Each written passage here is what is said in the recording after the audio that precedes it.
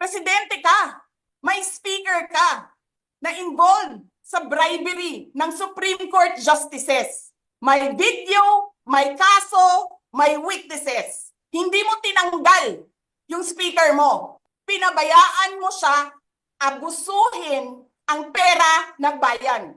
Paikot-ikot sa buong bansa, namimigay ng pera na para bang kanya yung pera. Eh di ba nga, lagi niyo sinasabi separation of powers? Anong trabaho ng legislative branch? Gumawa ng batas. Anong ginagawa ni Martin Romualdez? Nagdidirect ng DSWD, namimigay ng ayuda, nagsasabi kung anong bibigay, anong ibibigay, anong gagawin, sino ba ang presidente dito? Alam nyo, alam namin, mali ang ginagawa ninyo. Sinabihan ko lang mga kasama ko sa Office of the Vice President, pasensya na, sumunod na lang tayo para matapos na sila.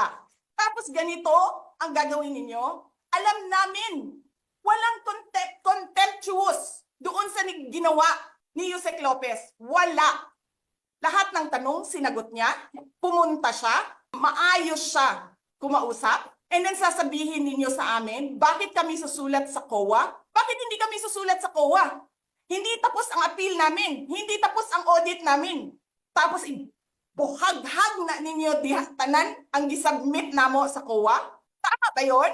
I have a video of Chairman Gamaliel Cordoba. Sinasabi niya, mali ang ginawa niya. Tama ba yun? Ikaw ba ang auditor? Ikaw ang appeals. Wala pa kaming audit? Sasabihin mo na mali kami? Hindi pa kayo nakakita ng kalaban na tulad ko.